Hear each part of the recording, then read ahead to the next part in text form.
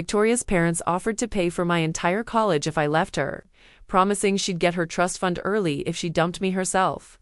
When I looked at her, she tore the papers to confetti and said, "I'm not for sale." I stayed silent. That was 9 months ago. Last week, her father was arrested for tax evasion. Victoria cornered me after bio and slid $500 across the lab table. "I need you to be my boyfriend for 3 weeks," she whispered. I didn't even know why she was talking to me. Victoria drove a white Mercedes to school. I took the bus.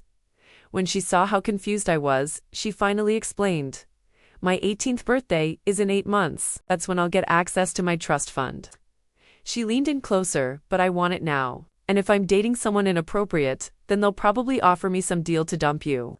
They always think cash fixes everything." She said it like a joke, like her parents trying to buy her off was funny. "So you in?" I stared at the money. $500. That's 2 months of groceries. "When do I start?" She smiled, different from her usual popular girl smile. "Tomorrow, I'll pick you up at 7 o'clock for dinner at my house." Then she walked out, leaving me with 5 bills, and no idea what I'd just agreed to. First time at her house, I thought I was being The driveway went on forever. They had a fountain with actual koiish fish.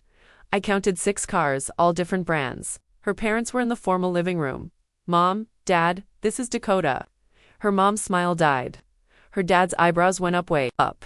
"My boyfriend," Victoria added, grabbing my hand. Her palm was sweaty.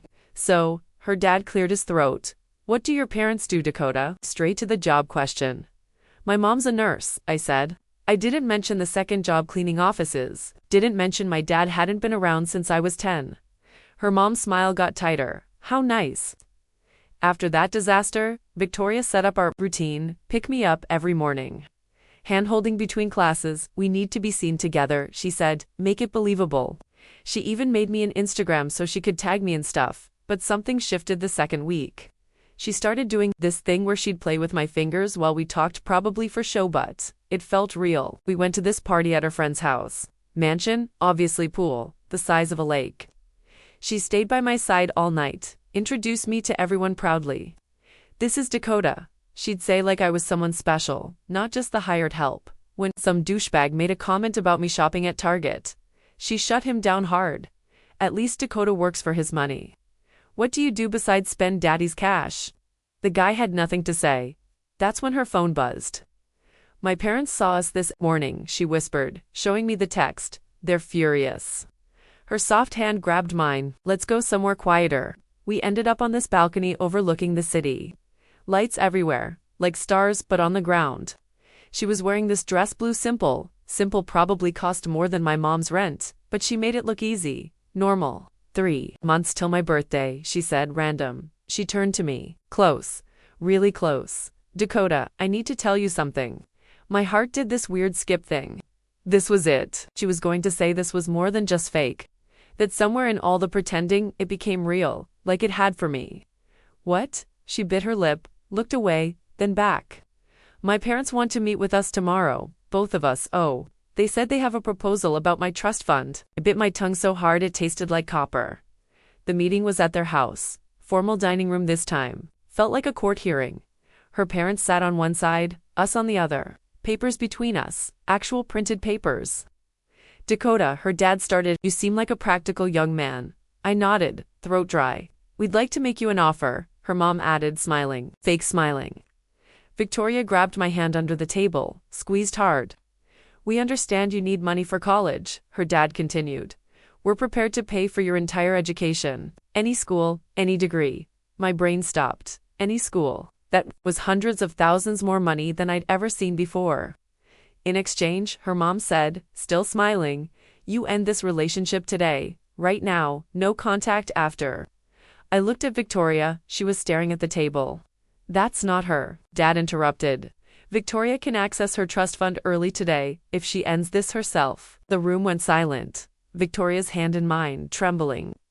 "The choice is yours, sweetheart," her mom said. Victoria stood up so fast, her chair scraped against the floor. She grabbed the papers from the table and tore them in half, then in half. Again. Her mom's mouth fell open, her dad's face went red. Victoria kept tearing until the pieces were confetti size. She let them fall like snow onto the expensive rug. Her mom started to say something, but Victoria was already walking out. Followed her. We got in her car, and she drove to my apartment without saying anything. Her hands were shaking on the steering wheel. When we got inside, she pulled out her phone and called her sister Natalie. Using my phone since her parents had already started blocking her number, she put it on speaker.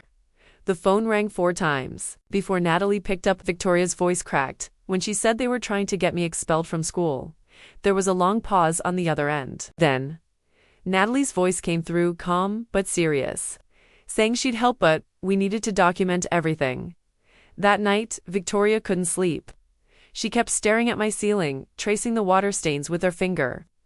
Around 3 o'clock in the morning, she whispered that she'd never not had money. She didn't know how to be poor. I pulled her closer and told her we'd figure it out together. She cried into my shoulder until the sun came up. A week later, Marcus, who ran the auto shop where I worked weekends, called me into his office. He'd heard about what happened, small town and all. He offered me extra shifts, said I'd need the money now that I had a girl to take care of. Victoria insisted on coming with me to work. She wanted to learn. First day, she showed up in designer jeans and got oil all over them, trying to help me change a filter. Her perfect nails broke one by one, but she kept working. Marcus watched her struggle with a wrench and nodded approval. 2 weeks into our new life, her parents showed up at our apartment. Mom was at her second job. I opened the door and Richard pushed past me like he owned the place. Margaret followed, looking at our small living room like it might give her a disease. Victoria came out of the bedroom when she heard voices. Margaret looked at her daughter, who was wearing one of my old t-shirts and sweatpants, and her face twisted. This is beneath Victoria. Victoria didn't even blink. Richard moved closer to me while Victoria was packing more of her things into a garbage bag, since we didn't have suitcases. He spoke quietly so Victoria wouldn't hear, promising to make my life hell. Every job I'd ever want, every opportunity gone. He had connections everywhere in Seattle. Margaret added that they knew people at every college in the state. They'd make sure I never got in anywhere. Victoria came back with her bag, and we left together. The next day, Natalie texted asking to meet at a coffee shop downtown. She slid a folder across the table when we sat down. Inside were bank statements, emails, documents. She explained that their dad had been hiding assets from the IRS for years. Their mom had been writing prescriptions for pills to her friends using fake names. Insurance, if they decided to escalate. Victoria stared at the papers, then at her sister. Natalie just shrugged and said, "Family's complicated." 3 days later, Victoria got a job at the mall food court. Chinese place, minimum wage plus tips. She came home that first night, smelling like fried rice and sesame chicken, exhausted, but proud. She pulled $43 in tips from her pocket and spread them on our kitchen table like treasure. It was the first money she'd ever earned herself. She counted it 3 times. We settled into a routine pretty fast. School, then work, then homework at my kitchen table.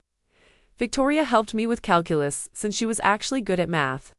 I helped her figure out budgeting, which was basically just not spending money we didn't have. Mom started bringing home leftover meals from the hospital cafeteria.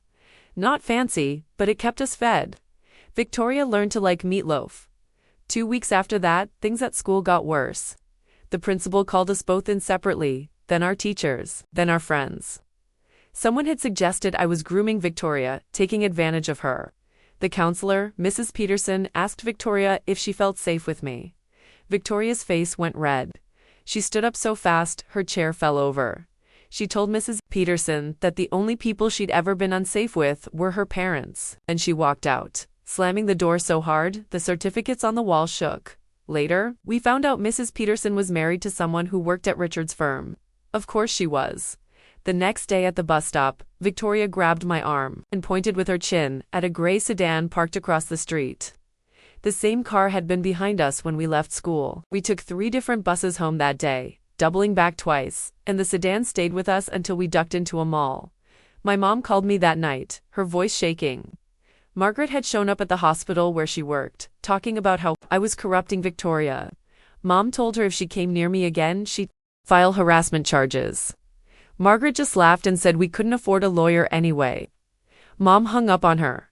Victoria spent the next afternoon scrolling through old videos on her phone while we sat in my room. Every birthday party, every vacation, every Christmas morning, her parents were either on their phones or arguing in the background. She showed me one where her dad missed blowing out her candles because he was taking a work call. 3 weeks after the ultimatum, my manager at the auto shop pulled me aside. He couldn't give me any more hours. Orders from above. The company that owned the chain had connections to Richard's firm. I went from 30 hours a week to 0. Victoria tried to give me money, but I couldn't take it. We were sitting in her car outside a coffee shop when Natalie called. Her voice came through the speaker, fast and panicked. Victoria's parents were claiming she was mentally unstable and filing for conservatorship. If they got it, they'd control everything until she turned 21. Victoria dropped her phone and just stared at the dashboard. The next morning at school, the office called Victoria down during first period. A psychiatric evaluation request had been delivered, signed by a judge. She had 72 hours to comply, or they'd send police to bring her in. Natalie called it their nuclear option over the phone. That afternoon, we spent hours at the library researching conservatorship laws on the computers. Victoria found an article about her cousin Emma, who dated someone the family didn't like 5 years ago. Same tactics, same lawyers, same result. Emma hadn't spoken to any of them since. The night before the evaluation, Victoria sat in my mom's car, practicing what she'd say. She went over every possible question, trying to sound calm but not rehearsed. Her hands shook so bad she had to sit on them. Mom made her tea and told her to just tell the truth. The evaluation was at a medical building downtown. Victoria's parents showed up with their own psychiatrist, a thin man with glasses who kept checking his watch. They brought a folder thick with papers, photos of Victoria at my apartment. Statements about personality changes, claims she was rejecting family values. The neutral psychiatrist, a woman named Dr. Chen, took Victoria into a room alone. 2 hours passed. Victoria texted me from the bathroom once, just to say the doctor was asking about us. I texted back to stay strong, but my hands were sweating so much I could barely type. 5 days dragged by while we waited for the report. Victoria couldn't eat anything her mom made. Just pushed food around her plate at lunch. She'd lost so much weight her uniform hung loose on her shoulders. I watched her zone out in bio class, staring at nothing while the teacher explained cell division. Her mom kept making soup and leaving it outside Victoria's door, but it always went cold. The report finally came on a Friday afternoon. Victoria's hands shook as she opened the envelope in my apartment, while her parents waited at their lawyer's office. Dr. Chen wrote that Victoria showed no signs of mental illness or undue influence. She was competent to make her own decisions, but there was a note at the bottom about family dysfunction, requiring intervention.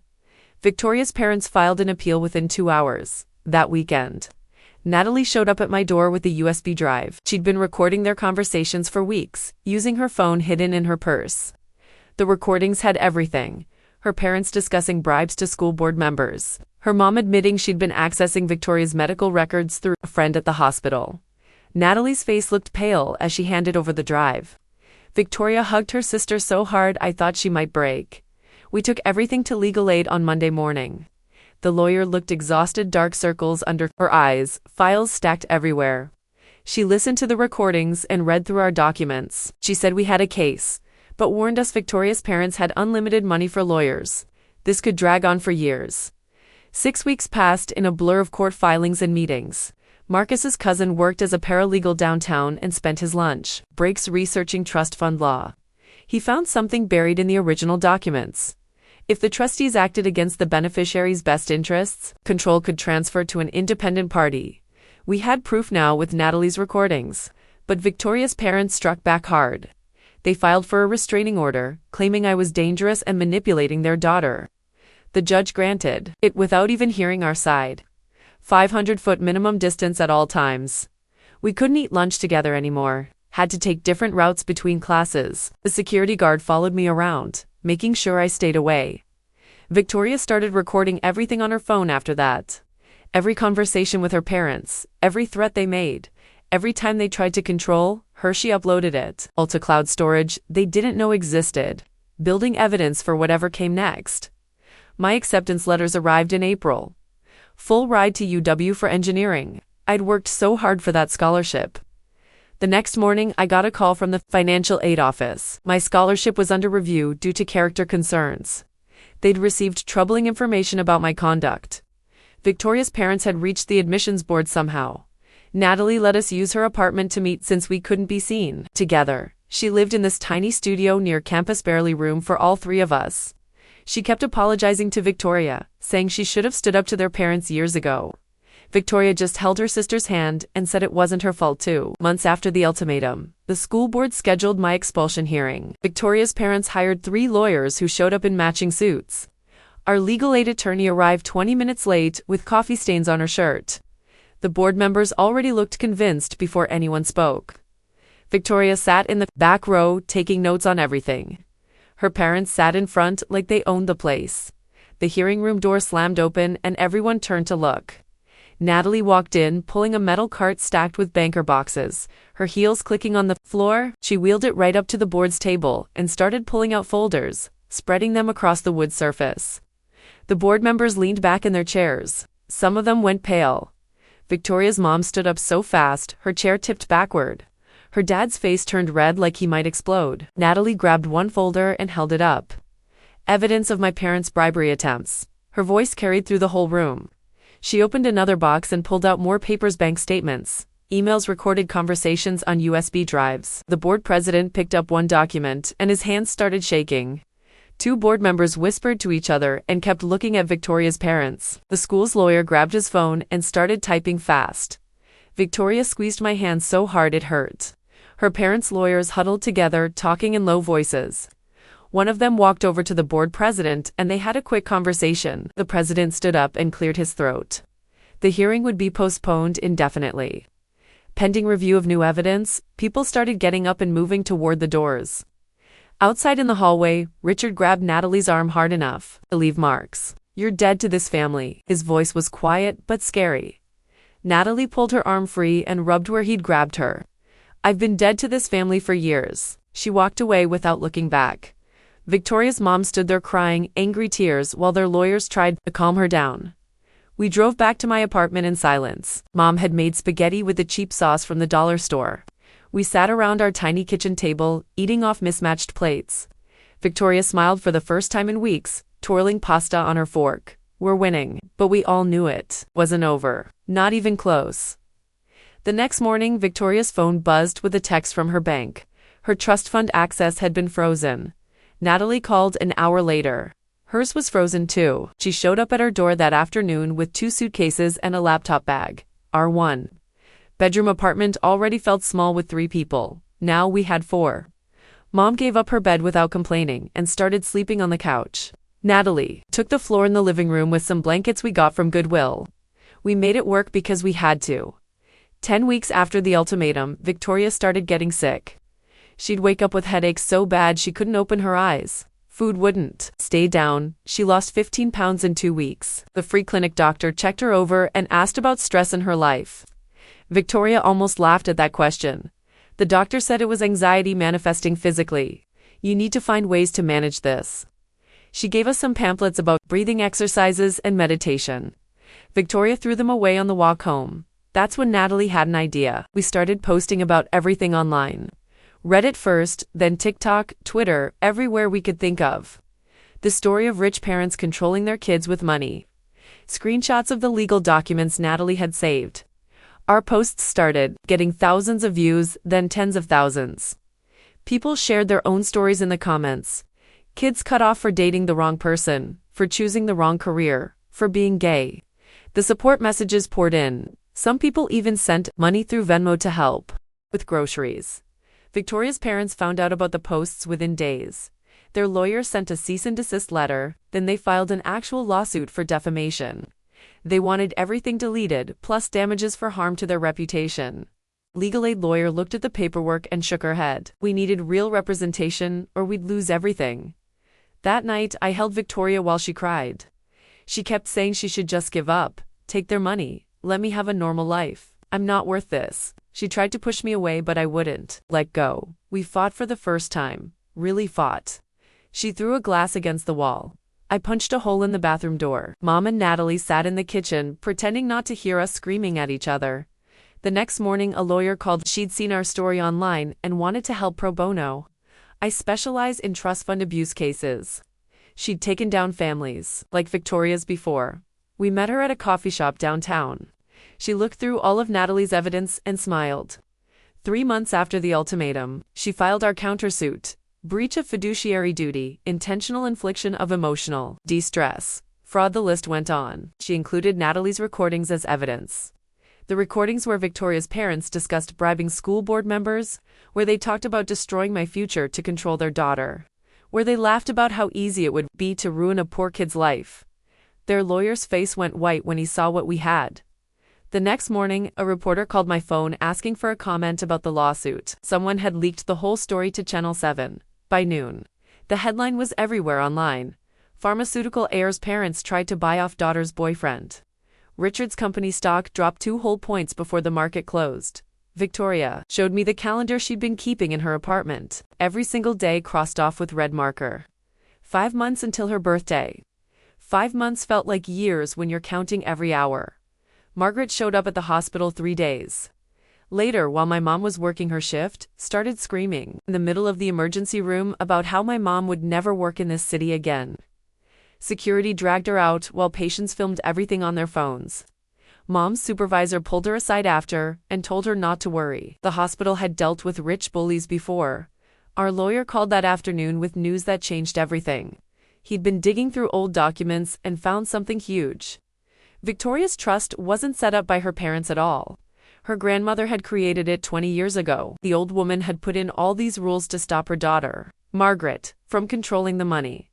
Victoria got promoted to shift supervisor at the food court job she'd been working. 14 weeks of showing up on time and working hard had paid off. She framed her first supervisor paycheck and hung it on her apartment wall. Then James Whitmore showed up at our lawyer's office with 3 boxes of documents. The man who'd been the family lawyer for 20 years had switched sides. He sat across from Victoria and told her that her parents had crossed every line. Her grandmother would be disgusted by what they were doing. The documents he brought showed everything. Victoria's grandmother had suspected Margaret would try to control the money someday. She'd hidden a special rule in the trust papers. If the parents ever acted maliciously to control Victoria, she could go to court and get the money at any age. Richard and Margaret fired James the next day and threatened to destroy his whole career. James didn't care. He told them he knew where all their dirty secrets were buried after 20 years. We filed the emergency request at the courthouse 2 weeks later. The judge read through all our evidence about the harassment and control. She looked at Victoria and said, "No parent should use money as a weapon against their own child." Meanwhile, Natalie was texting Victoria updates from inside the house. For months after that first ultimatum, her parents were sleeping in separate bedrooms. Margaret blamed Richard for losing control of the situation. Richard blamed Margaret for making everything worse. Their perfect marriage was falling apart. The nights got worse for Victoria after that. She'd wake up shaking at 2 or 3 in the morning, her whole body covered in sweat, grabbing for me like I might disappear. Same dream every time. Her parents winning, dragging her back to that house, me vanishing like I never existed. I'd hold her until her breathing slowed down, feeling her heart pound against my chest, whispering that we were almost free. The court date came faster than we expected. 3 weeks of prep turned into walking through metal detectors at 9 o'clock in the morning. Victoria's parents showed up with 5 lawyers in matching suits, carrying briefcases that probably cost more than my car. We had our pro bono attorney, Sarah, and James, with his stack of evidence folders. The judge had already read everything we submitted, every threat, every recording, every piece of paper, showing how they tried to destroy my life to control their daughter. Margaret went first on the stand. She sat there in her designer dress, talking about protecting Victoria from gold diggers and opportunists. The judge cut her off mid-sentence, asking why she offered me money to leave if I was supposedly after money. Margaret's mouth opened and closed like a fish. No words came out. Then she started crying, but it looked fake, like she was squeezing her eyes to make tears happen. Richard took the stand next. Under oath, he admitted everything. The private investigator following me, the calls to my mom's boss trying to get her fired, the letters to every college I applied to, saying I was unstable and dangerous. He kept saying he was protecting his family, but the judge's face got harder with every word. When Victoria took the stand, the whole courtroom went quiet. She pulled out her phone and played recording after recording. Her parents discussing how to break us up, how to break her, planning to cut off her college funds if she didn't obey, talking about sending her to some camp in Utah for troubled teens. Her voice stayed steady, but tears ran down her face the whole time. Then it was my turn. Sarah asked me simple questions. When did I fall in love with Victoria? Before I knew about the money, why did I agree to fake date her? Because she seemed desperate and I needed the cash. When did it become real? The second week when she held my hand and it felt right. Victoria was crying harder now. The judge took a week to decide. 7 days of Victoria, barely sleeping, checking her phone every 5 minutes, jumping every time it rang. Then Sarah called. We won everything. Victoria got immediate access to her trust fund. Her parents lost all control. They also had to pay our legal fees plus damages for harassment. Outside the courthouse, Margaret and Richard waited by their car. Margaret reached for Victoria's arm, but Victoria stepped back. Her mother said they were still her parents. That blood meant something. Victoria looked at them for a long moment, then she said, "Parents don't do what you did. You're just people I used to know." We went back to my apartment where Mom had mac and cheese waiting. Victoria sat at our scratched kitchen table holding the bank papers, $8 million in her name. She kept staring at the numbers like they might change. Mom added extra cheese to Victoria's bowl and rubbed her shoulder. That night, Victoria couldn't sleep again, but for different reasons. She pressed against me in my twin bed asking, what if the money changes us? What if we turn into them, cold and controlling and cruel? It reminded her she was the girl who learned to change oil in my driveway, who ate dollar menu burgers without complaining, who chose love over money when her parents gave her that ultimatum. The money was just numbers. She was still her too. Weeks passed in this weird blur of normal life, mixed with crazy money stuff. Victoria spent 3 days straight on her laptop, setting up paperwork for something she wouldn't tell me about until she dragged me to this lawyer's office downtown, where she signed papers creating the Phoenix Foundation for teens escaping controlling families. She pushed the check across the desk. $1 million. The lawyer's hand shook, taking it. Victoria just shrugged and said others needed what we had, help and hope. That same afternoon, her dad's company board called an emergency meeting that lasted 6 hours. The news broke the next morning. Richard's resignation, effective immediately. Stock price dropped 12% in an hour. Margaret's medical license review started 3 days later, after someone leaked those recordings to the medical board. Their whole empire built on control and connections started falling apart piece by piece. Victoria found an apartment near UW the following week. Nothing fancy, she kept saying, while signing the lease on a 2-bedroom place with a view of the water.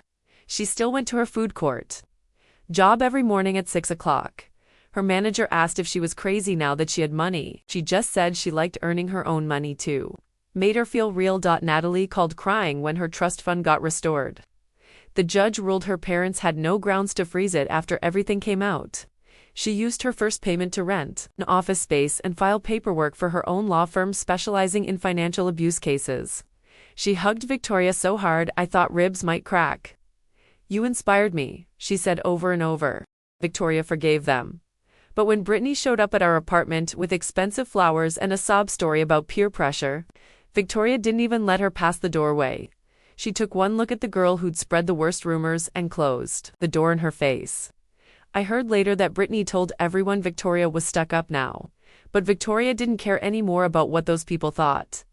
Marcus called me into his office at the shop on a Thursday afternoon. His boss was there, too, which made my stomach drop until I saw them both smiling. The boss handed Marcus a new name tag that said manager and shook his hand, explaining that having Victoria work there had brought in 30 new customers.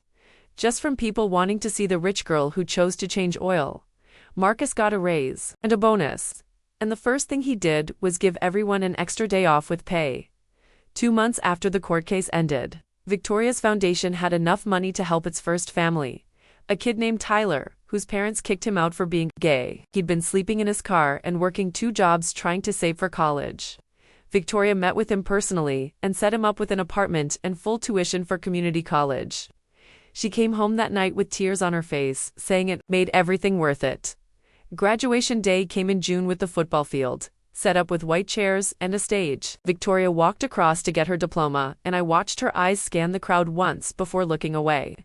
Her parents' seats stayed empty, but Mom was there cheering louder than anyone. And Natalie brought a sign that said, "That's my sister," even though they weren't related by blood. After the ceremony, Victoria hugged them both and said, "My real family was here." 2 weeks later, Victoria showed up at my place with car keys to a used Honda Civic she'd bought with money from selling jewelry her parents had given her. She'd mapped out a whole road trip route through Oregon and Northern California with stops at regular motels and diners. No five-star hotels or restaurants that required reservations. She specifically said no Mercedes, because that was never really her. We drove for 2 weeks, eating at truck stops and sleeping in places where the walls were thin enough to hear the TV next door. She was happier than I'd ever seen her. We stopped at this small restaurant in Eureka for lunch when I saw him first. Richard sat alone at a corner table with coffee and nothing else. His hair had gone gray at the temples and his face had lines that weren't there 6 months ago. He saw us at the same moment and stood up slowly, like his bones hurt. He walked over and said, "I'm sorry." Victoria looked at him for maybe 10 seconds. Really looked at him like she was memorizing what he'd become. Then she turned and walked past him, toward our table without saying anything. He stood there for another minute before leaving cash on his table and walking out. Mom called that night with news about her promotion to head nurse. She'd been passed over 3 times before, but this time she'd fought for it and won. She told Victoria on speakerphone that seeing her stand up to her parents had inspired her to stand up for herself at work. Victoria cried happy tears while Mom explained how she demanded the promotion and threatened to take her 20 years of experience to another hospital if they passed her over again. 3 months after court, Natalie's evidence about the offshore accounts finally triggered something at the IRS.